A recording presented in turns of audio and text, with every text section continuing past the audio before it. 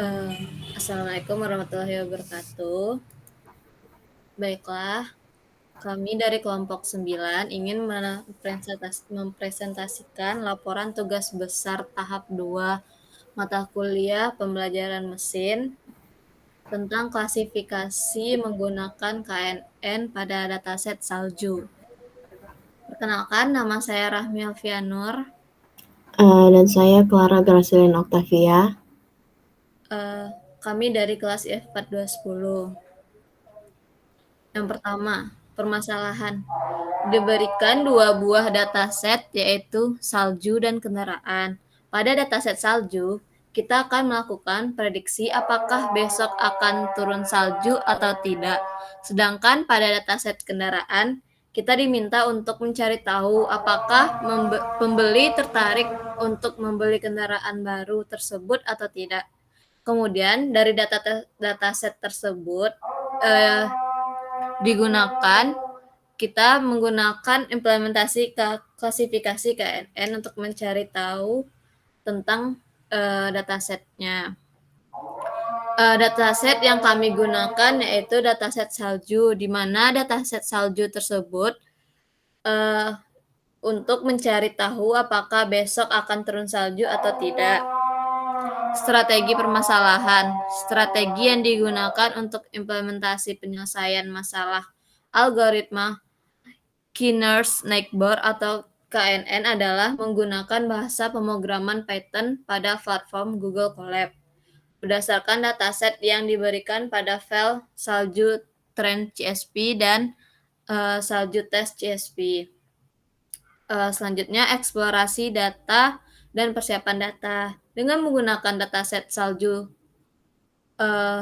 trend CSV dan data salju test CSV, dataset salju tersebut kita akan menampilkan data atau import data, lalu melakukan cleaning data untuk mengecek apakah ada missing value pada dataset tersebut.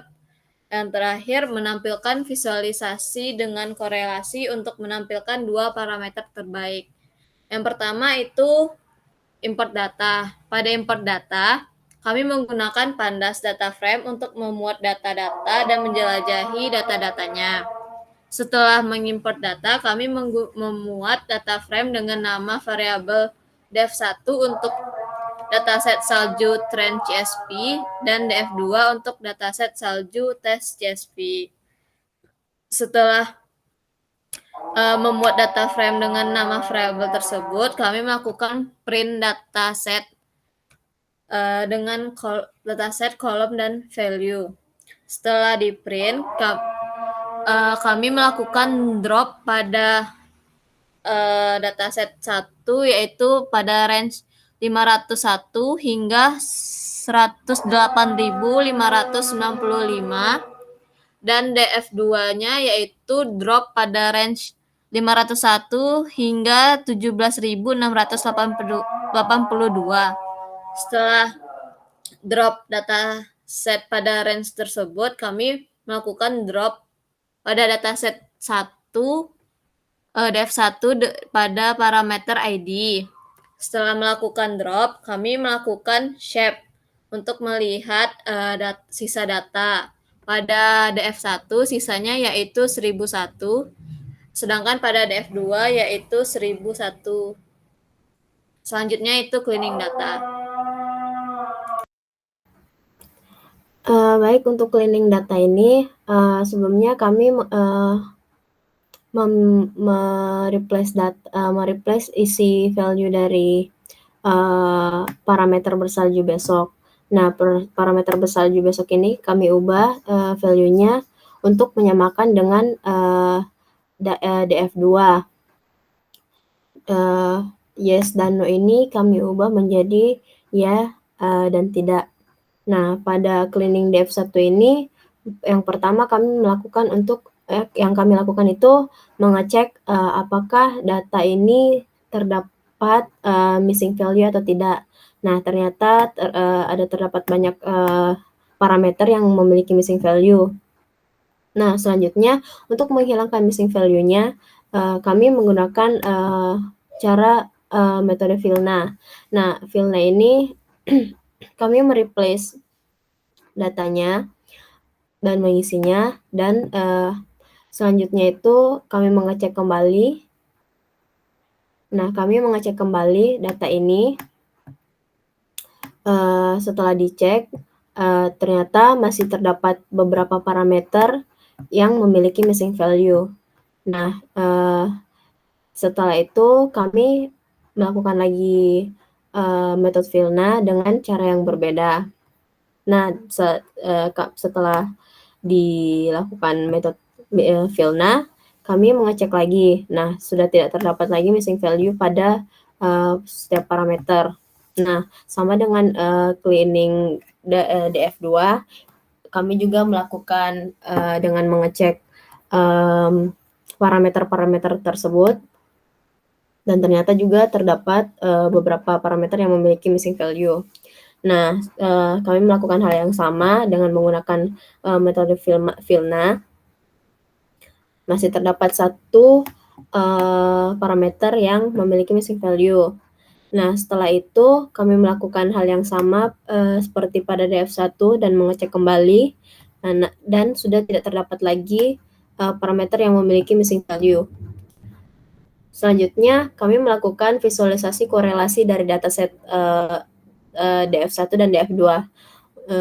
Ini kami lakukan untuk mendapatkan parameter terbaik yang mendekati angka 1 untuk digunakan pada perbandingan pada metode selanjutnya. Ini untuk visualisasi korelasi dari DF1, dan ini untuk DF2.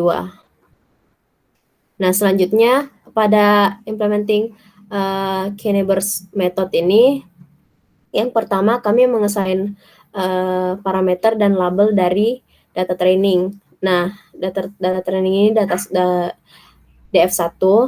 Nah, untuk Y-train-nya ini kami memilih parameter dengan nama bersalju besok. Labelnya ini bersalju besok.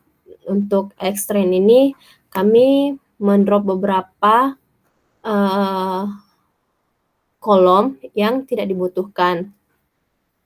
Kami hanya menggunakan tekanan 9 AM dan juga tekanan 3 PM. Nah, ini kedua parameter ini kami gunakan untuk dibandingkan untuk mengetahui label tersebut misalnya bersalju besok ataupun tidak.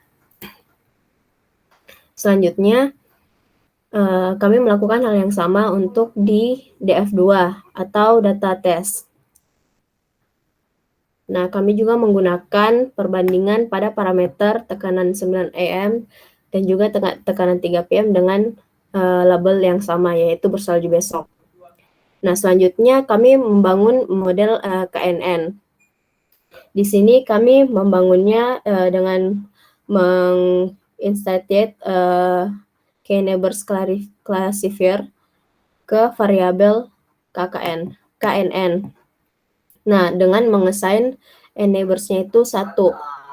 Lalu selanjutnya kami melakukan prediksi dan evaluasi data untuk mendapatkan akurasi kinerja model KKN.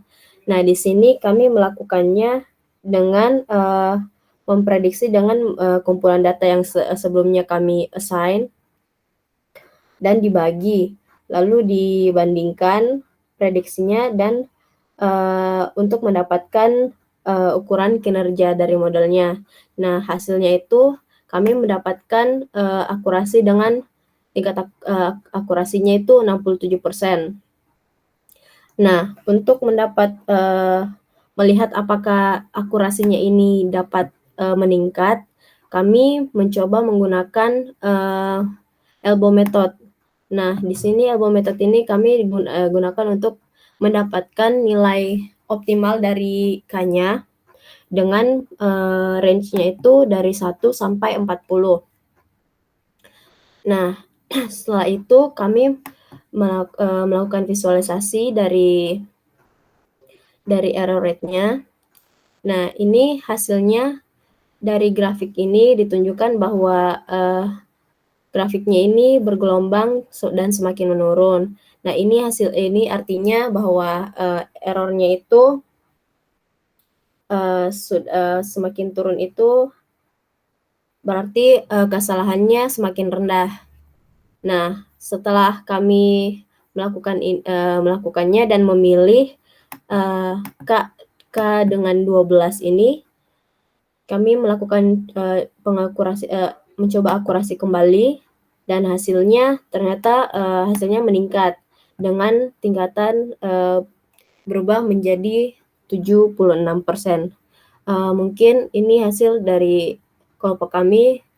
Sekian dari kami, terima kasih.